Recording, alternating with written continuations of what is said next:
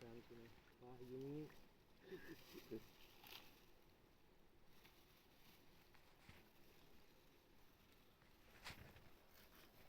บุ้มไอ้หนึ่งตัวเลยนี่ขนาดเปรี้ยวไหม อยากเป็นเงิน โอ้มาเลยเอาไหมตื่นวันนี้ ให้มันขึ้นมาวันกันแน่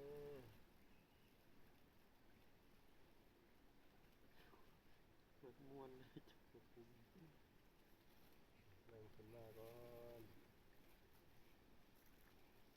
โอ้มันข้าวดีปองปลาเนาะไวขนาดเลย ทำเท่าไรป้าใส่นั่นให้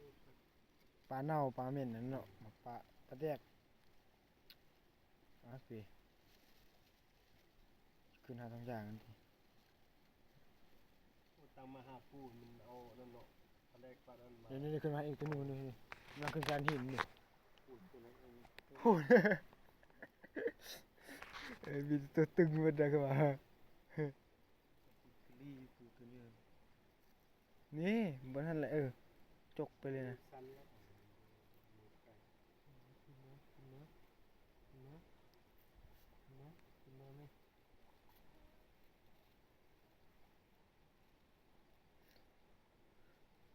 ไหม มันออกมาเวทกันดูมึงก็ได้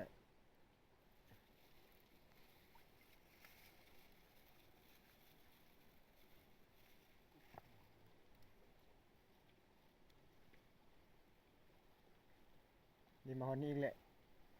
เอ้าขึ้นหลายเถอะ เลยละ นี่ขึ้นมานี่เลยป้ามันลงขึ้นมานี่ขึ้นค่อยตัวนี้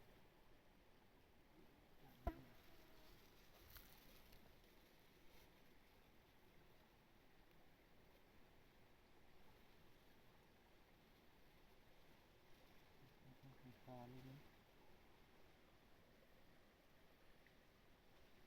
ห้างมองครับมองถึกป่านะมองคานมดเห็ด หาบ่ได้เนาะน้ำห้วยเนาะ เคยได้ ป้า คานมดเลยมอง มัน จีบ คงลอยน้ำสิ โอ้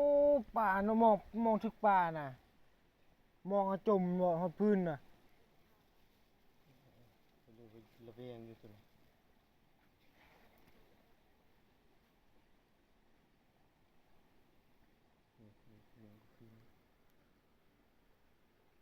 ยาน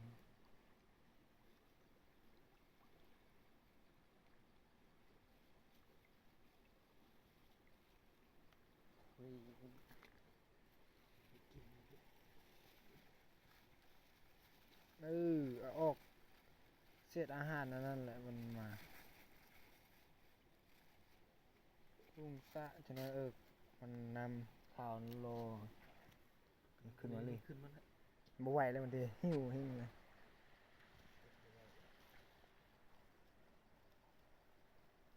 น้ำใสๆกัน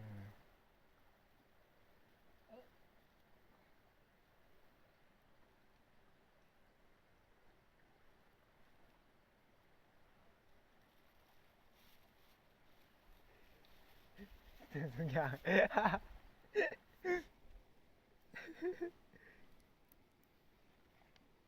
อยู่มันจะตายกูรู้แล้ว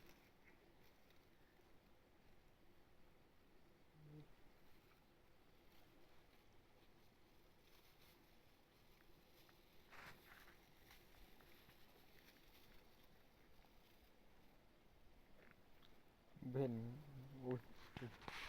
มุนเลยดงไปคุณไปแล้ว ตัวนี้กำลังขึ้นมา ไปทางไปมันหันยิ้มเลยที่ตอนนั้น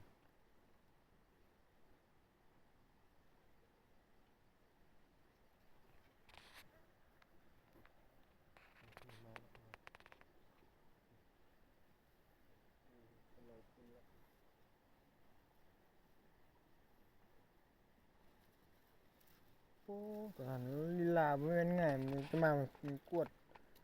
เส้นทางอีกที